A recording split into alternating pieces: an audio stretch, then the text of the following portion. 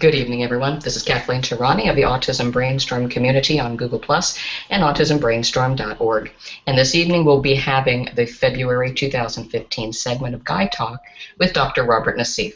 Welcome back, Robert, and thank you so much for leading this online panel of fathers of children with special needs. Well, thank you, Kathleen, and certainly a pleasure to be here and have a voice in our community on these important issues.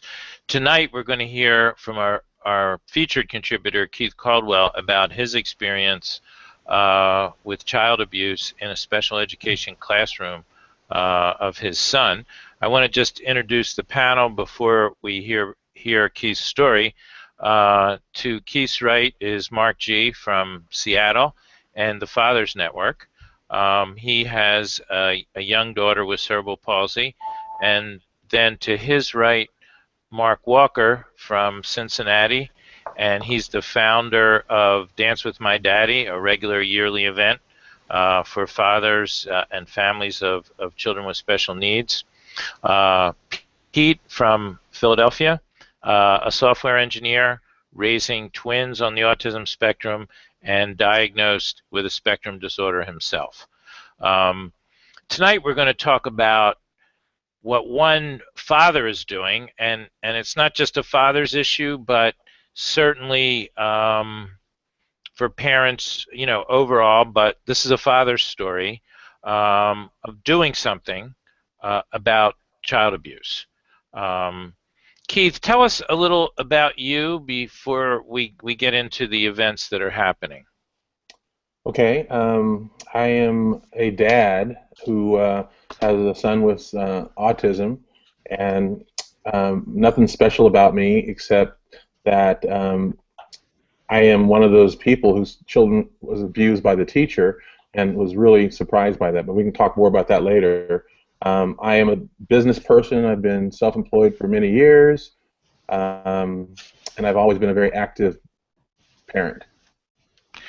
You know, first of all, and Kaveh's just joined us. Welcome, Kaveh. Thank you, Kaveh. Kaveh is a dentist by day and raising two boys on the autism spectrum. So, you know, I saw, you know, your taglines about child abuse in a special education classroom, and it didn't, like many people, I get too much email and I don't read it all. I can't read it all. And then I was like, oh, man, this is important. And I didn't realize it was about you until I contacted you. And I started reading it. I'm like, oh, man, he's hanging out with us month after month, and we're not talking about what's going on in his life, not fully. Right. You know, so, and what I was really struck by when you and I hung out via Google was just your courage, your just quiet determination to make a difference. Well, I think it's just really remarkable and admirable. But well, you know, the reason you didn't know about it, Robert, is because I didn't really know about it too. When we first met, I didn't know about a lot of these things. They were, you know, not being talked about by the district, and we'll talk more about that later on. So I became aware of it late in the game. And then I realized that what happened to me and how I found out about it, no father should ever have to do that again, as well as no parent should have to be able to go through that. So that's why I said that if not me, who? So I decided to start doing something about it and help educate parents about what to look for to see if your child, especially if your child is nonverbal, like my son is nonverbal. He wasn't able to tell us anything, but there's other signs that you can see that. So walk us through this. How did you first become aware of what was going on? Well, when I officially became aware was when I got a call from the police department and the school saying, your son's teacher has been removed from the classroom. What? What are you talking about? For suspected child abuse, that he was abused by his teacher. And we don't really know, we can't really talk about it all right now. We're doing an investigation, but the teacher's been removed. That's when I found out about that. Later on, I found out a lot more about what that really meant and how long it had been going on within that school. That's why I said I didn't know about a lot of this stuff, because it was kept hush-hush. by the school district, and I'll call it a cover-up. It sounds like it. So what happened next? Like, how did? Well, what's interesting is that I got the call from the detective at the police department saying that your son's been abused. We're doing an investigation. We're going to talk to you. We're going to talk to your ex-wife. And he asked, can we interview your child? And I said, well, that's going to be a little challenging since he's nonverbal, and I'm not going to get a lot from him in that way. And I was really patient because I'm a very non-confrontational person. I'm more of a quiet storm kind of person. So I gave the due diligence the time frame to allow them to do their investigations. I didn't get up in arms. I didn't do all that stuff yet, because to be wrongly accused of something is a terrible thing for anyone to encounter. So I didn't want to jump to conclusions, although I was very protective of my son. So all right, I'm going to give them the benefit of the doubt. I'm going to let the detective do what he needs to do to see whether or not there was abuse that had been done. But really what caused me to take action sooner than that is that nothing was going on. Nobody was talking to us about anything. It was just quiet, like business as usual. The school district was having its board meetings and all this kind of stuff, and the clock was ticking, because this was in May of last year when I got the call from the police.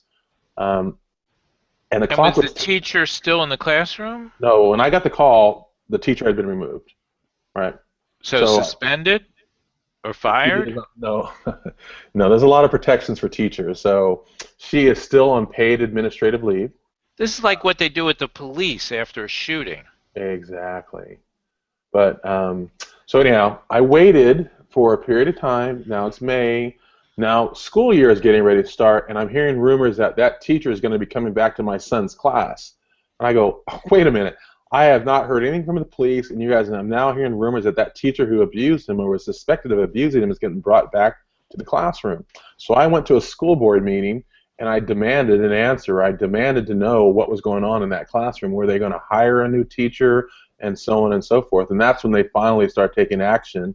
And they said, oh, we're going to hire a new teacher, and this is how it's going to go, and so on and so forth. So, and that's when I got really mad, because I realized at that point that they weren't really putting my son's best interest in mind. I had given them the courtesy to allow them to work on whatever they need to work on to find out, but now my son's got to go back to a school, and there's uncertainty in my household. Who's going to be his teacher? Were they going to put him back in the class with the same person? Were they going to bring in a qualified teacher to work with him? I didn't know any of that stuff, and that's the most frustrating. That's when I realized that I needed to take action, and I need to start holding these people accountable for what they are supposed to be doing. So what did you do? What came next? I don't want to go off on a complete soapbox, but it's sort of part of the overall strategy, which is empowering. Well, you have our attention, so go for it. Well, it's very simple to me. Is we need to empower other parents with children with special needs so that we become better advocates for our children. Because one of the things that schools and school districts don't count on us for us talking to each other, sharing information, sharing resources, sharing experiences. I mean, a new parent coming in with a child with special needs is a babe. They know nothing, right? And they don't know what they don't know. Now, me, being down the line a little bit further, I could help educate them. So for me, it's about educating parents and shortening the cycle before they become effective advocates. So it's helping organize and educate parents about what's going on, not just about abuse, but about how service delivery is being done for their children. So that's been my big cause now, because I think that if we can band together as one, then we could have an impact, not for just our children, but for all kids with special needs. So what actually went down? Have you found out more about why she was accused? Well, I'm going to add a caveat, because my attorney said I have to be careful what I say. So everything I'm going to report is what's been in the police report. I'm not going to add any other thing to it. So there has been allegations in the police report by district staff that they had been reporting to the principal since October, the principal and the special education director since October of the previous year. That would be 2013. And that there had been reports, there had been aides, multiple aides coming to the principal saying that these children in this classroom are being abused by this teacher. And the principal has been alleged to have lost the journals, documentations that was given to him. He lost those, so they're no longer available. So now everyone's going from memory, except for one aide who had done it electronically, didn't give him her hard copy. And so there's this ongoing reporting to the principal and the special education director from October. Now remember, I told you I found out about it in May. So from October, November through May, my son is going to this classroom and being hurt by his teacher, and nobody's doing anything about it. I find out about it. How was he being hurt? Is that in the reports that you can let us know? I really can't speak to that, and I'm sorry to be evasive about that, but I have to. I wasn't there, so I'm just making assumptions. But what's in the police report is that there was definite harm done to these children in the classroom. The teacher was very aggressive with them, and I can say this: in one instance, that the teacher, and this is documented in that police report, one instance the teacher took my nonverbal son into a room by herself and told everyone else to leave, and the first thing she said when she came back out of that room was, "Does his face look bruised or swollen?" Now, that's not me saying, that's somebody else reporting that in the police report. So my question is, what was going on in that classroom when she was in that room with my son by himself? I'll never know the answer to that because my son can't tell me. And she said, and I quote, that teaching my son is like teaching a monkey. So is there a racial undertone here for you, for us, for the world? I don't want to speculate on that, Robert. All I can say is that that's what was said. Someone said it, that she said this specifically about my son. He's the only African-American child in the classroom. So I guess in time we'll find out all that. But the big picture is, this isn't a lone example. I had shared with you earlier that abuse in the special education classroom is happening more and more. Whether teachers are not properly being trained, whether they think they can get away with it because these kids are nonverbal, or they don't have the credibility. But I can assure you this kind of abuse would not happen in a regular ed classroom because those kids can speak up, right? Now, there's other kind of things that happen in a regular ed classroom, but in a regular ed classroom, the kind of abuses that were done to my nonverbal son wouldn't have been done because someone would come home and say, you know what, this teacher is hitting me, or this teacher is doing this to me, or this teacher is doing that, and I'd hear about it and I'd call the principal and it would stop right away. But my kid wasn't able to do that. So for 8 months or 7 months, whatever that is, we sent him to school every day. Now, I've seen research now that talks about when a kid gets sent to school, he starts to think that mom and dad are sort of condoning it because clearly mom and dad would have known what was going on. So now I'm seeing all these behaviors. So during this period of time, I didn't know what was going on, but I had seen a huge change in behaviors in him. I had seen the bedwetting, the disobedience, the aggression, pushing his little brother and sister down the stairs, just the stuff I'd never seen before, because my little guy is just a bundle of joy and love, and all of a sudden during this year, before I found out about it, behavior's off whack. And the thing that was the most eerie and the most difficult for me was every single night he walked into my room around 2 or 3 in the morning in the pitch dark, soaking wet, standing by the edge of my bed. Every night he would wait for me to wake up, and I'd wake up and see him standing by he wouldn't get in bed, he'd just stand there, soaking wet in his own urine. I don't know how long he was there. Wow. And I didn't know what it was all about. So all of a sudden, a kid had been potty trained for years, is now wet in his bed every night, and he's coming down to my room. Is he saying, Dad, I need your help, I need you to protect me? He was trying to tell you something. He was. And I feel terrible that I wasn't able to understand what he was trying to say. So regressions are a symptom of child abuse, but Right. they're not solely a symptom of that. In other words, there can be other causes, but clearly, Right. That's one of the things people look for. Were the teachers' aides mandated reporters in Yes. California? Yes, that's something that I really want to talk with you about. No, in Pennsylvania, subsequent to the Penn State scandal, and if people aren't familiar with that, it was a graduate student who saw a child being abused, sexually in the football locker room, in the shower. And he reported it to the coach, who reported it to the vice president, who reported it to the president, and they all buried it. So the laws in Pennsylvania have now been changed that you don't go to your supervisor, you just report. So, but at any rate, what you're describing is mandated reporters not doing their job. And while I think most of the teachers we come across, and certainly we've met, I think all of us have met a lot of wonderful professionals who work with our kids, and then we trust, but in this example, and I'm sure others, the trust has been betrayed. But I attribute that partially to a lack of training, meaning that they thought they were doing the right thing by doing it. Not saying that they were justified in doing it, but they thought reporting to the principal was the right thing to do. Now, the law in California is crystal clear. You report to the police. To the police.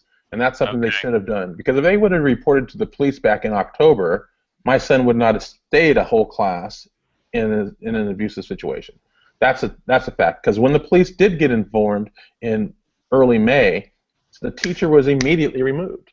So they took action as appropriate.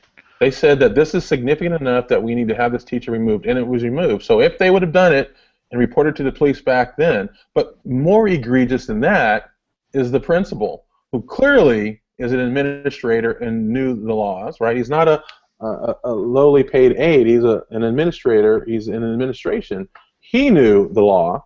He reported to his supervisor and not the police. And then he lost all these journals that documented the abuse, right? That to me is super egregious, if that's even a word. But it was, that's to me is the travesty, that he clearly would have known, but he did nothing.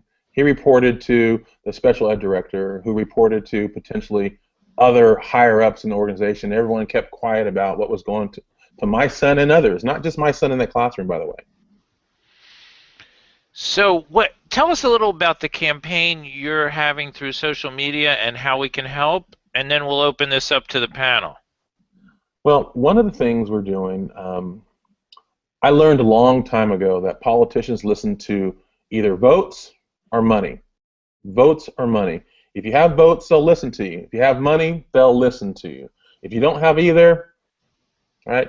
And I draw a parallel between what I'm trying to do with our special voice in this effort to the parallel of nobody wants to touch the elderly community. They don't want to touch the elderly community because they vote as a block, and you better not touch Social Security and some other things that are critically important to them.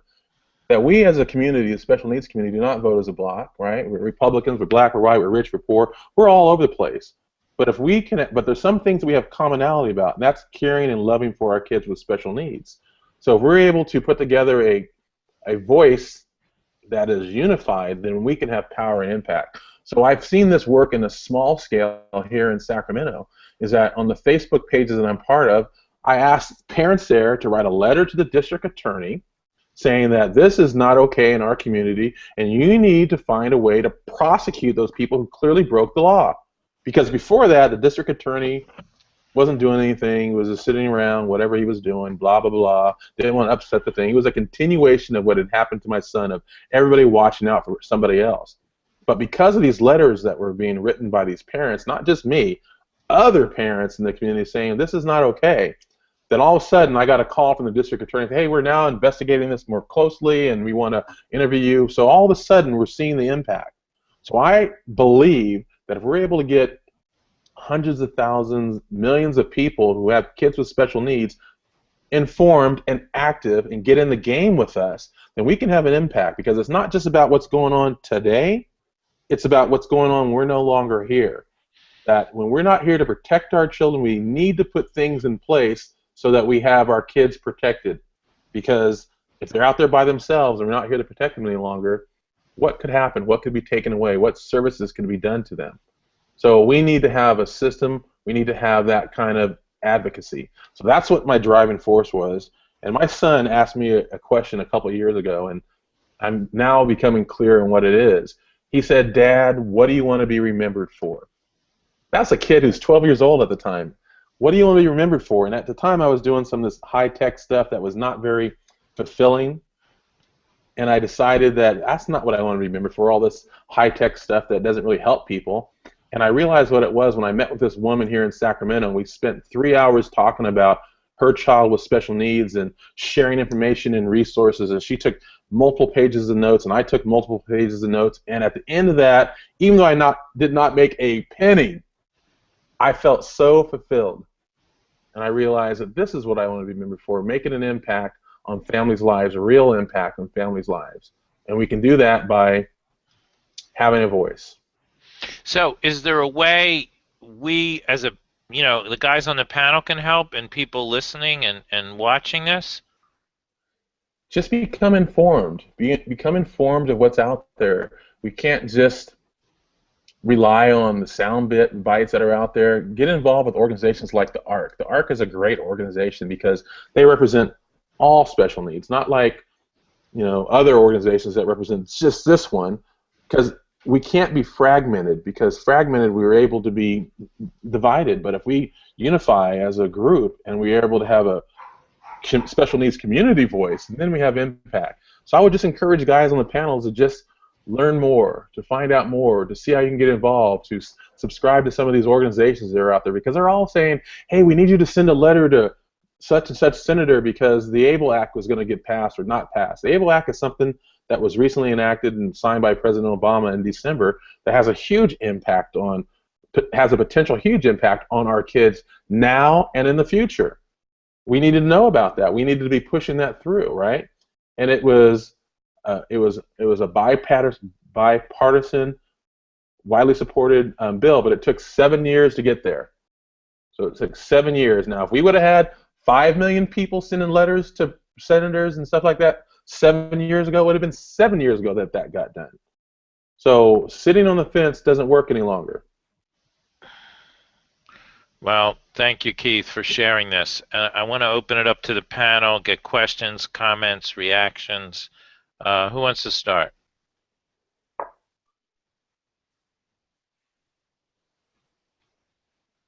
Kaveh, you're shaking your head. Tell us what's going on in there.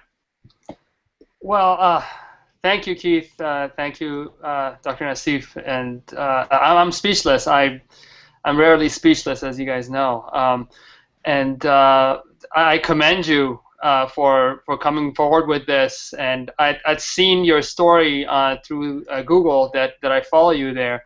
And so it takes obviously a lot of personal courage to come out here and just share that with us here.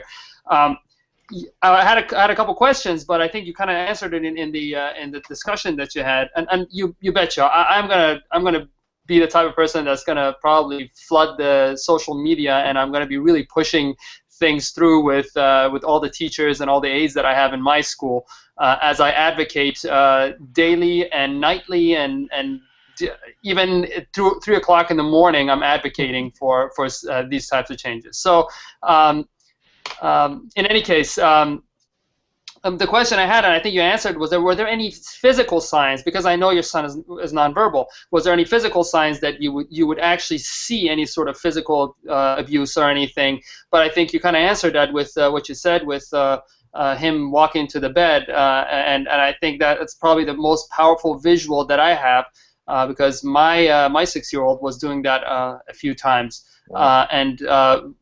Now that you say that, I have to go back and I have to sort of internalize when and why that was happening. Right. We attributed that to his teething and losing some teeth because he was biting through his shirt quite a bit. He had holes all over his shirt, and bedwetting was happening even though he was fully trained. So you definitely gave me a lot more to think about. And again, I am speechless. Thank you so much for sharing that. Sure. There's many possible signs, and one of them is a child cringing or quick to startle. If you start seeing that and it hasn't been a pattern in a child's behavior, and many of the signs and symptoms commonly appear with autism, in terms of emotional regulation problems, which are common, and so we can't assume where it came from, but it's the changes in behavior we have to think about. In my case, the changes were incredible. I mean, my son is a very compliant child. I mean, pretty much, Xander, do this, do that, without it. And then all of a sudden, he's looking at me like I'm crazy. Like, I'm not listening to you, Dad. He's pushing his little brother and sister down the stairs. And it didn't hit me until later that these little bus harnesses, my son's behaviors had gotten so bad on the bus that they had gotten my ex-wife and I to agree to get him harnessed because he can't be walking down the bus potentially hitting the bus driver. Now, this all happened during that school year. Remember, he's been on a bus for all those years prior and never had any instances, but during this school year, his behaviors were such that he was aggressive that they had to harness my kid down. So my kid's now locked up, harnessed on a bus as a result of what happened here. And I was like, so one of the first things I did when this teacher got removed and we started the next school year is I held an IEP and I demanded that my kid get out of that harness because having him get off that bus locked up when everybody else is a normal kid getting off the bus was terrible. What did he think about that? And the first thing he said in his limited little voice was, off please, I want off please. He wanted that harness off. Wow. And every day I had to leave him on that harness because I couldn't risk him hurting the bus driver when they're driving. Man, so it made sense, but now I know why he was being harnessed. I mean, he lost a lot of speech that year too because his behaviors were so challenging because he was rebelling against what was happening to him in the classroom that he wasn't getting the speech he needs. My son's very limited speech.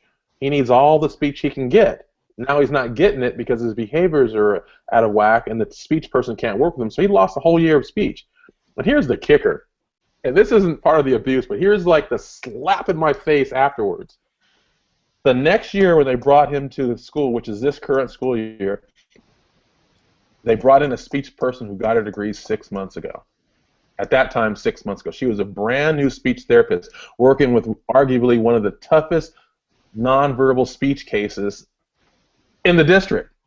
So how is someone like Robert, if you were going to have heart surgery, would you want an intern doing it or would you want the most experienced person doing it? So that was a slap in the face. Is that my son had so little that they're going to put in someone who had no experience working with an autistic kid in that way or working with some child with childhood apraxia. So that's what got me up in arms. And we, as an aside, we've taken steps to move forward with a due process situation with the district because we're not getting what we need. But this is what parents have to go through. We fight our districts with the districts fight us with the money we give them in our taxes. That's just ludicrous. Why don't they provide the services that our kids need? I have another question, Keith. Since your son's been safe and that teacher's been removed, have some of his behaviors gone?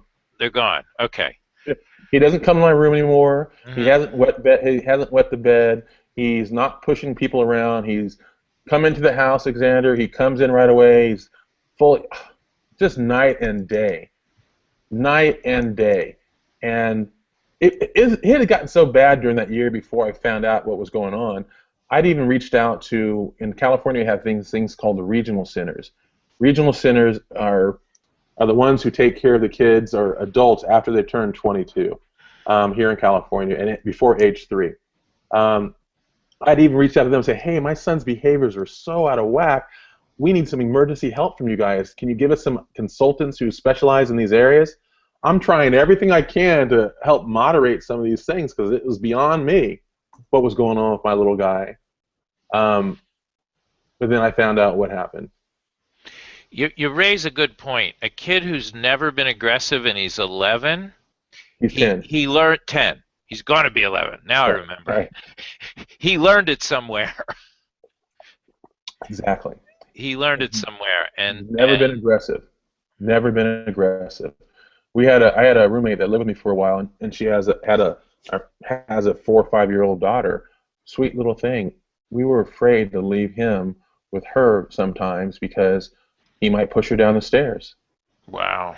Time. I had a similar experience with my son in adulthood where he'd never been aggressive, but then one of the men living in his group home was aggressive with him, and then my son, who's nonverbal, started being aggressive with people, including me. And once that situation was addressed, his aggression went away. Right. And because I was just like blown away by it. Like Right. my gentle son was pushing me around. I was afraid to get in the car with him. He was punching me when I'm driving, and it was Right. just coming out of nowhere. Right. So what? So I'm grateful hearing the story that things have settled down and it didn't, become an ongoing Right. aggressive behavior, because that was possible too. So I have to Well, think it's your care and your love that once he was safe at school, he comes back, to the baseline of where he was, and then you're going on to advocate for him to get better services. I have to throw a caveat in there. His aggressions and some of those things, but every once in a while, and this sort of breaks my heart too. Every once in a while, he just starts crying, Mm. uncontrollably crying, and nothing I can do can soothe him. He's not. He's just crying. It's heartbreaking because I don't know what it is that's causing him to cry, and that's not something that had happened before. And I don't know. I mean, we had him evaluated, and they think that he's has some symptoms of post-traumatic stress.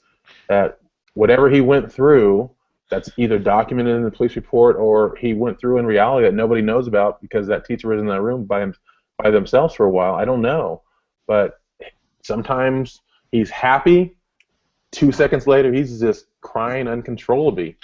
He can't Wow, tell us. He might be having a flashback, we don't and know. that's triggering this, and that would be the post-traumatic stress. Um, He can't tell me wow. anything. So I'm reading some comments on the side, and guys are I'm going to get to them, but are very appreciative of your courage in sharing the story. And I think part of what's behind that is that our job as fathers traditionally is to protect our kids, Right. and maybe not every father who goes through this would be sharing it openly the way you are, and I think that's where our admiration comes from. Well, I really, if if you guys could just think with me for a second, what it'd be like to be at home making dinner and get a call from the police department saying that your son, your nonverbal son, was a victim of abuse. Nobody should have to go through that. And I have I've taken it upon myself, to help educate people about what that looks like, what you can do about it, so that it doesn't happen again. And the big piece that you touched on earlier, Dr. Naseef, is it's the enforcement of the mandatory reporters. Meaning, if there was some teeth that was put on the fact that you didn't report properly, then all of a sudden, I mean, if these people who didn't report could be sued personally, if they could lose their personal assets, they can lose their houses and their savings and their retirement accounts. If that would, I bet you that principal would have reported back in October when he heard it. That's right. The new law in Pennsylvania, and as a psychologist, I'm involved in training other people now. It's become a felony offense if a mandated reporter doesn't make a report and then it's later found out that they knew what was going on. That is awesome. That's So what it that's should. all the result of the Penn State situation. That should be a national thing because if you think about it, we send our kids to school trusting that they're safe. Isn't that the assumption that all of us fathers have? We send our kids to school. I did. I went to work and I did my thing, trusting that he's safe, trusting that he's being educated, and trusting that if it wasn't happening, the case that the people they're watching them would report it, so it would stop, and all that fell. All that failed. So if there would have been teeth like it is in Pennsylvania, then that would have all changed. Well, this is new. We're going to have to see how it works, because while the law's been stepped up, the money for the enforcement of the law has not. So we're gonna see what happens. The law is just being rolled out, and we'll see what happens throughout this year. But certainly there's teeth in it now. But you know what's interesting about that? Because the missing ingredient is a district attorney having the bravery to tackle another local constituency like that, like another government agency, right? Because now the district attorney is in charge of prosecuting those things. Now, These guys are all in the same sort of a community. Are they going to take that school district on and cause problems for them, or are they going to keep quiet? Because in my case, the law looks pretty clear that these people knew about it, didn't do anything about it, therefore they should be prosecuted. But it's like pulling teeth to get them to take action until we start this letter writing campaign. So if we can get district attorneys to be more proactive in making an example, you don't need to prosecute everybody, but if you make some good examples, others will be like, wait a minute, what happened in that principal in Pennsylvania or that principal in California, I don't want to have happen to me, therefore I'm going to report this and let the police investigate it. That's all I needed, is for the police to have investigated. My son would have not went through that classroom for the next 7 months getting abused. That's true. Because as soon as the police found out, my son was removed from, the teacher was removed, and the abuse stopped. That's a fact. That's incredible.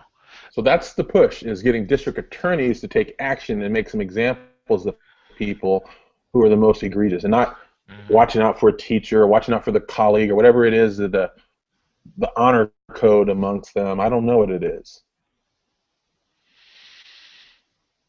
Who else wants to jump in here? Comments, questions, reactions? So, I mean, I don't want to take the district's side on any of this at all, because this is really egregious what's happened to you, but a lot of this comes down to what you were talking about before in terms of educating people and getting them to know what they're entitled to. A lot of time, I mean, we're entitled to a lot. It's just getting them getting the school districts to do it and to provide. They're not going to come forward to a new parent and say, here you go, here's the menu of things that your child's allowed to have. You have to fight for it. You have to know what it is. And you don't know anything. So my wife's gotten very involved as a special education advocate to try to help other families out as well. The same thing, try to teach everyone what it is that they're entitled to, and how to. The thing is, it's a lot of education. There's a lot of things you need to learn to do this. It's a huge amount of information that needs to be brought out, and it takes a long time to learn it all. And if everyone, the sad thing I have to think, though, at the end of the day is if everyone knew everything and the school districts were to do everything they were supposed to do, I don't know where the money would come from to do it all. I just don't know who would actually pay for it. I mean, clearly not having to have your pay for the district attorney to sue to prosecute the school district would free up a lot of money, but that's not, that's probably still not enough money to pay for it all. Do you know what I mean? It's still... There's a fundamental reallocation of money that has to happen to sort of back up the laws that are in place right now. Right. Well, Keith's latest G+ post is about the proposed full funding of special education federally, and the whole history of and that was a plank in Barack Obama's initial run for presidency that didn't make it through Congress. So it's only the full funding of the federal mandate that's going to make special education equal and universal. Unless and until we have that at the local level, and it's going to be based on how much money a district allocates. And you have the politics and you have the socioeconomic means of each district. So the localizing this is a way of keeping the services more minimal. I agree. Where do you get the teachers, though? Is the other thing. I mean, you talked about, the reason there's someone with 6 months of experience teaching your son speech right now is because there's probably no one else there. Right. They probably don't have the resources for doing it. And one of the reasons that this teacher is allowed to get away with as much as she was allowed to get away with is she was someone who was willing to be a teacher and someone who's willing to do this. And how can they replace her? What are they going to do? In some ways, I sort of see what would drive someone in that principal's position to try to keep things as steady as possible and try to keep that person there teaching that class, because how are they possibly going to replace them? I can't believe that they were going to bring her back this year. I mean, that's just stunning to me, and not say anything to anyone. I don't know that they were. It was just silence, right? Right. I mean, but here's a solution that I had proposed. That technology is great. Technology allows us from all over the United States to sit here and chat. I'm in the East Coast. I'm in the West Coast, and I got people here on the East Coast, right, all over. And if Stephen Shore's here, he'd be in the Middle East. So technology is available now. So, for example, we got Mark Walker from Cincinnati. There's technology available now that you can have online speech sessions, right? So you could pay to have speech people who are qualified to provide speech services to your son that live in New York, right? And it's all done, but districts don't embrace that. And it's research-based, evidence-based, all the things that they need. It's available. So I think that you can utilize some of the newer technologies out here to help do that. And that's what we're going to do here by educating parents to be better advocates. I can't go to the door of 100 million people, right? Nor can you. But if we have these dialogues and we share this information with other people and they share it with other people and so on, that's how the word can get out. And that's all free through Google and Hangouts and communicating and sharing. There's a leveling here that we could take advantage of, I think. Well said, Keith. Mark, G, what are you thinking? You got to talk now. We want to hear from you. Mark Walker, you're next. All right, you guys ready for the next hour to start? I'll let you. You guys can jump in after that. Wow.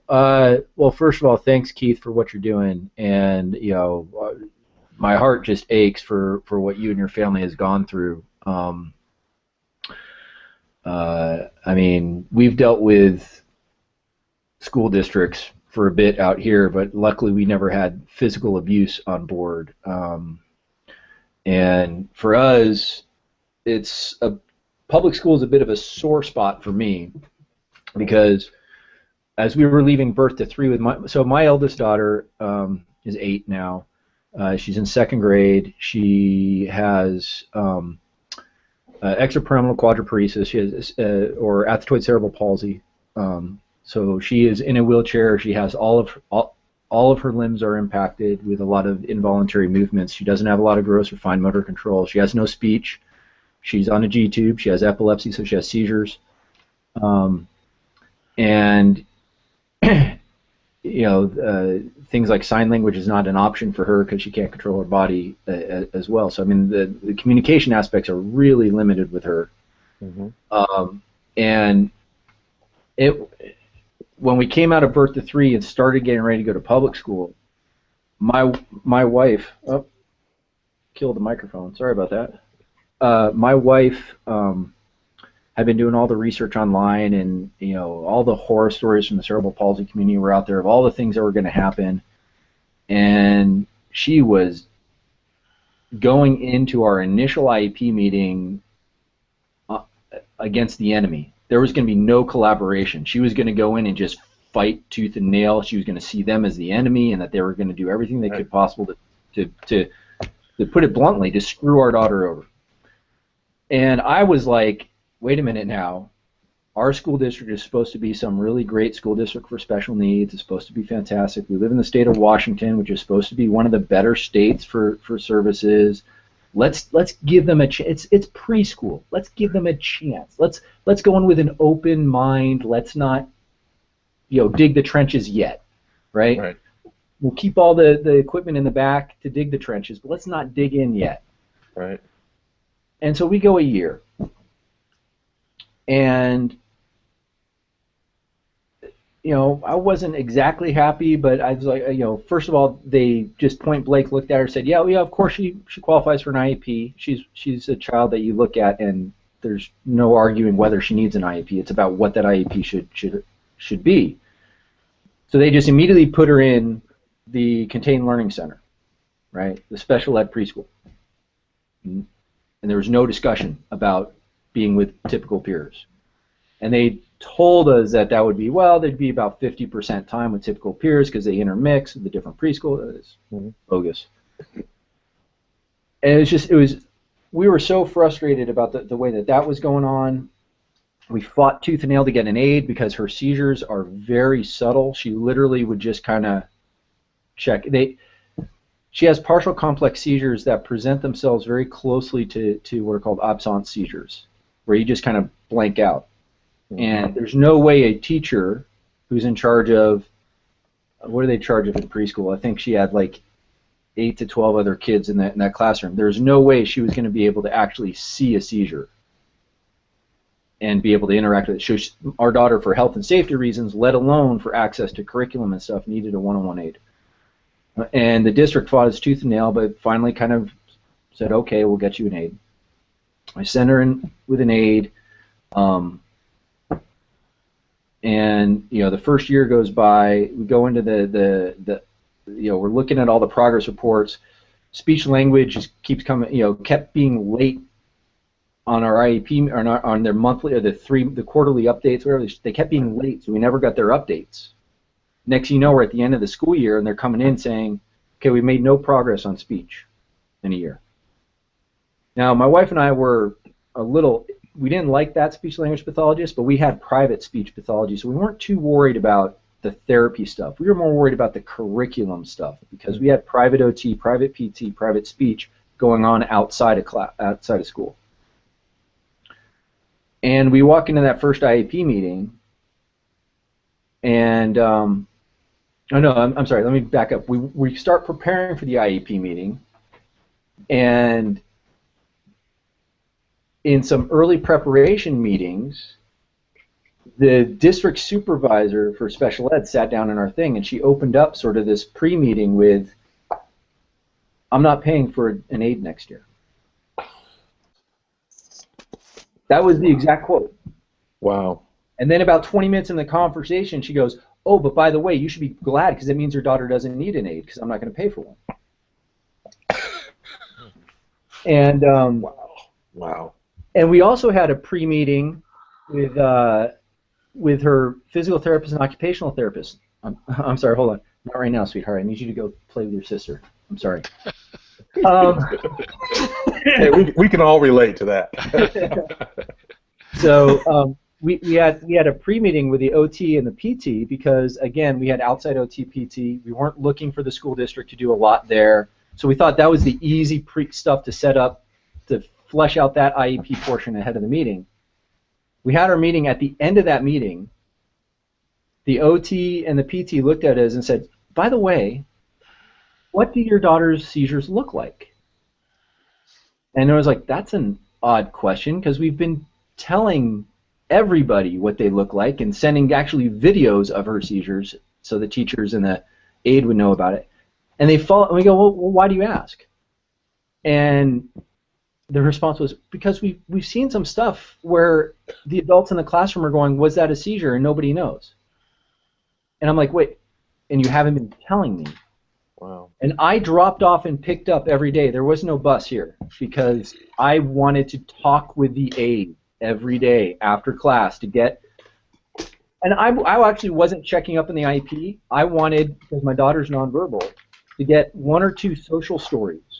So when we're sitting around the table for dinner, and her mom I'm a stay-at-home dad, and her mom comes home from work, my daughter would be able to tell mom what happened at school. And I needed to interview the aide to be able to tell those stories.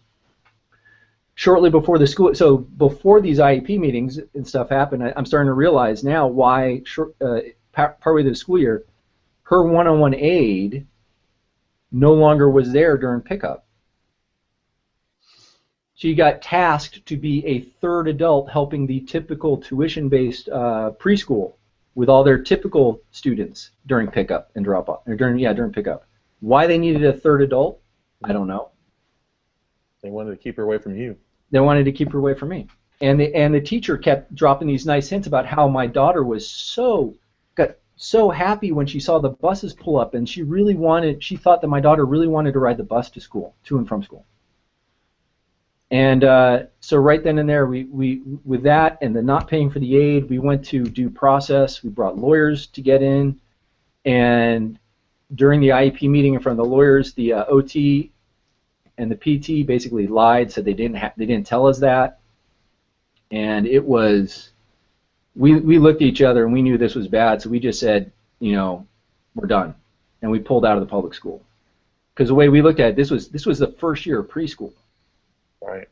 I mean, we had, a lot more. We had another 13 years of public school to fight through, and getting lawyers involved and burning bridges just just to get the bare minimum. Now, I'm also in the position with my daughter that I saw something there with my daughter. She's nonverbal. She can't use a computer because of the fine motor and stuff. But I saw something whenever I worked with her that there's something there, and she's now in a private school. She's a private Catholic school. That, first of all, I nearly dropped the phone when I called them to interview about possibly seeing if they could take my daughter. They decided to give me the email of their inclusion specialist. Oh, I'm sorry, one of their two inclusion specialists. Wow. I about dropped the phone. There is no contained learning center. There is no special education teachers. My daughter just goes right into the regular classroom, and they figure things out. Wow. I want to go there. And she's in second grade. She just got an assessment done where she's not yet reading on her own because of some language things without speaking, but as far as her listening comprehension, her vocabulary, and stuff like that, she's at I think they have her at a 5th grade level. Wow. And in math, she's anywhere between 50 to 100 pages ahead in their workbook, ahead of the class. This sounds like kind of like a Helen Keller story. So, I mean, there's stuff that she's delayed on, but there's also stuff she's advanced on, and there's a school out there. So, I mean, the reason I bring that up is, to the point about where the school is going to get the money. Now, I know people are going to say, well, this is a private school, and so they're getting money because of the tuition and stuff like that. But the model, I want you to look at the model they're using. The model costs less money because there isn't a second classroom. There isn't a second set of teachers, right? The kids are included in the classroom, and they just figure out what's necessary. And then the other thing that ticked me off about the public school is we kept telling the public school that if there was extra equipment needs or stuff like that, let us know, and we would see if we could help. My wife and I are blessed to be in a position where we can send our daughter to private school. So we're not your typical parents. We understand that. But even in telling the public school that we wanted to be able to help them if they needed stuff, they turned us down. They never told us what they needed. They refused. And when we actually got an assessment to get her first eye gaze computer, we told them we were going to do that privately. We were going to get the assessment done. We were going to get the device acquired through our insurance and send it in. Now, mostly we did that because of the horror stories we heard that when school districts do it for parents, they decide that the device is the school district's property and not the child's, and then it won't go home on weekends, won't go home on the summer, and stuff like that. We weren't even going to chance that. It was going to be our device to use as we needed. As soon as we started sending it in, they all started complaining and saying that the assessment wasn't good and that they needed. I mean, it's just it's frustrating. We tried it in the model we're in now. The private school is part of the reason we enjoy going to a private school is we'll go in and we'll say things like, our daughter needs an aide. And they're like, well, okay, would you mind sending one in? And then we have to just go find and hire an aide. And the aide is in the physical abuse model story that you're talking about, Keith. That's an interesting thing because now you have a school district employee who's sort of watching over the aide from the school's perspective, and our aide, who is our employee, watching over the teacher. That's sort of I guess a check and balance there. So you've had your own journey to advocacy here, is I think what the story that you're telling us, Mark. I think we all have our own journey to advocacy. Yeah. But he's with amazing results. Well, I think Mark said something that's really, I've seen a pattern, and I'm not sure, this is just Keith speculating, but it seems like parents get frustrated and pull their kids from the school, start homeschooling, charter schooling, whatever they do. Is that part of the master plan of districts to get rid of some of these kids? And I don't know. I've thought about that because I've talked to a lot of parents who have said, you know what, I'm tired of fighting. I'm tired of all, and I can see why. If I can say, I think their master plan, because this is just me being very cynical, because what I see is when our daughter came in, I saw them basically break I don't know how many federal laws of IDEA as far as least restrictive environment and appropriate public education, all this stuff. And we kept pointing it out, and they're like, oh, you know, they'd fight it and then finally drag their feet. And then, like, I have friends who come in behind us, and they just do the exact same thing. I think what my personal opinion, and I'm very cynical, and, you know, my friends and my wife is probably, it's probably a good thing I didn't tell my wife we're talking about public schools tonight. She would have not allowed me to get on. My opinion is their master plan is to wear parents down so they stop fighting so they can do whatever the hell they want.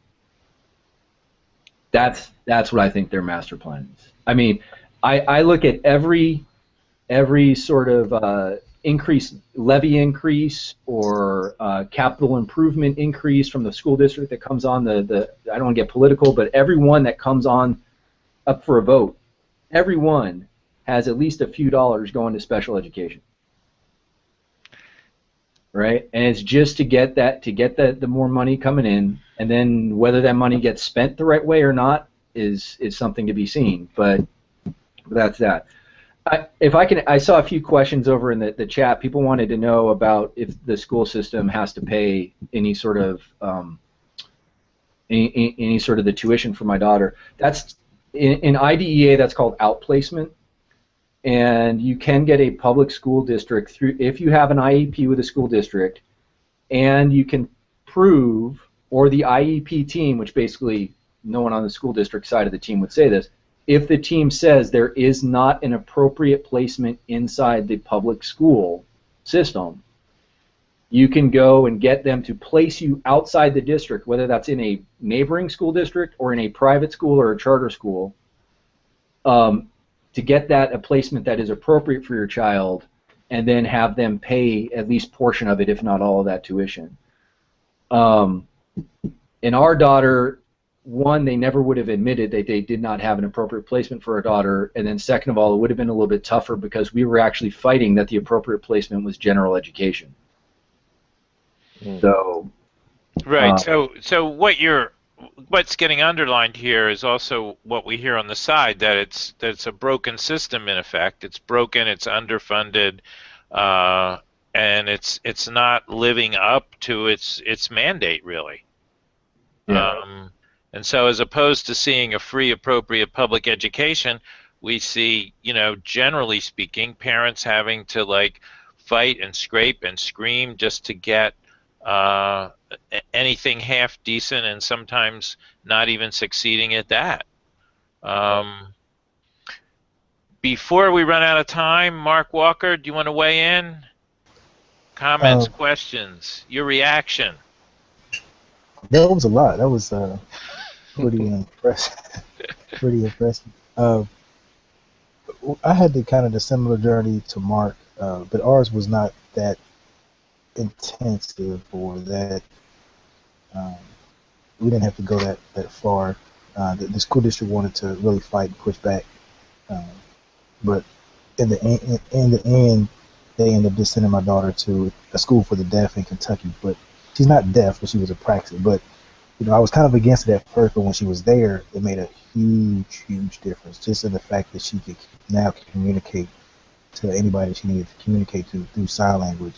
Her whole behavior changed, everything about her changed because she was able to communicate now. And that was through your advocacy that the change happened? Right, because then after she made the move to the school for the deaf, every year that we did the IEP, they would say, oh, well, we have these great new programs, you all should consider bringing her back here.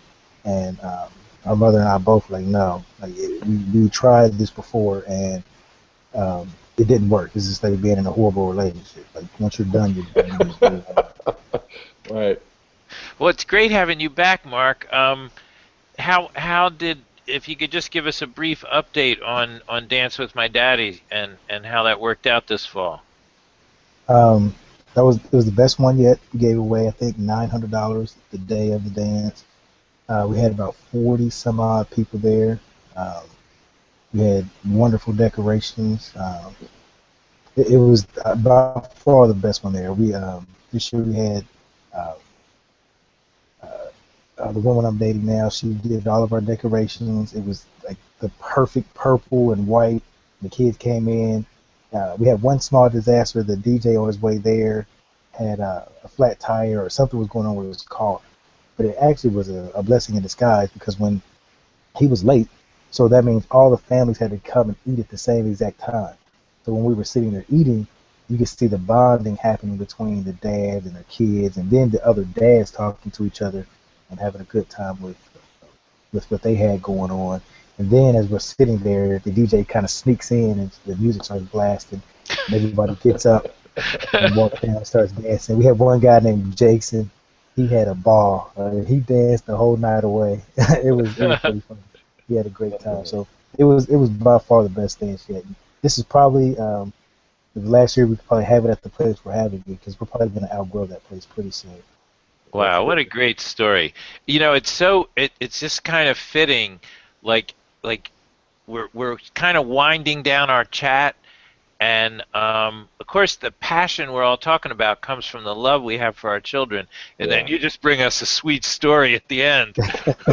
But even right here, listening to all this intensity, and just bring in a nice sweet story of dads with their kids.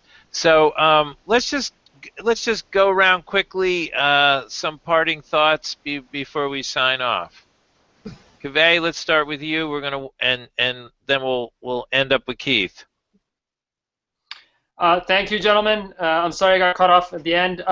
It's just my story is dwarfed by your perseverance and your grit, and so I just commend you, and I wish that I could bottle up each one of you guys' perseverance and grit and just use it every day. So like I said, I was saying in the chats, I will be doing my part as much as possible, and I will continue pushing on my end of things. And Keith, you just gave me a big, huge boost to continue that. So thank you. Mark G. Oh, we just got a couple minutes this time. Yeah, just a couple minutes. It's great to hear what Keith is doing out there, trying to and I think educating parents is a good thing. Trying to let parents know as soon as possible what they can get and what's possible out there for their kids, and try to turn us into effective advocates sooner rather than later. And Mark Walker? Today was great. Keith, today was great. Keith, you did an excellent job, and it makes me want to step up in places that I've kind of been liking here lately, and be more involved and step into places where I need to step in more. So that was excellent and a good motivation. Wow. Pete? Yeah, Keith, I have to say, like, your story is a hard story, and I really appreciate the fact that your reaction to it is to go out and to help other people, and that's really a great reaction. I personally appreciate it, and know that from your story, hopefully be better prepared for anything that can happen with our children as well. And I also agree 100% with what you're saying in terms of the internet, Facebook, all these things are.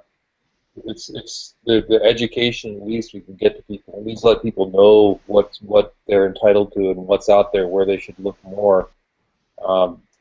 There's so much to know, and it's impossible to learn it all. But at least being able to let people know that there's so much to know, and that they've got to start looking for it. Don't just accept things and let things go. Yeah, this is a great thing, and it's really impressive what you've been able to do. And anything we can do to help out, I promise you we're going to be jumping on the same bandwagon too. There's a lot of grit here tonight. Keith? Final thoughts are, I appreciate every single one of you guys for your stories, for your determination, for your children as well. This is a war worth fighting for our kids, and it's not going to be an early or a long or a quick victory, but I believe that we can have it. I believe that we can have it if we just unite as a community and not be divided. So I just ask that you just keep staying and being informed, learn, educate, advocate, and together we can make change. Keith, I think you've really inspired us all, and certainly, you've left us speechless at times, and it's really a distinct, kind of pleasure and honor to hear from you, and just your quiet, determined demeanor is like, and you're so measured and focused on making a change and making a difference, and I think that's something we all relate to, and other parents and teachers and whoever might be listening to this can relate to the manner in which you carry this struggle forward. So I want to thank you and everyone here who participated tonight, and look forward to another hangout next month. We're going to have Dr. Michael Hannon talking about his research on African American fathers raising kids with autism. That'll be our topic next month. So 9 o'clock, the second Sunday in March. I forget the date. I think it's the 8th. It's the 8th as well. We'll welcome you all back then with Mike Hannon. So good night, everyone. And I don't have to say safe travels when in our home, but safe travels to wherever you're going tomorrow. Take care. Be well. See you next month. Thank you, Dr. Naseef. See you.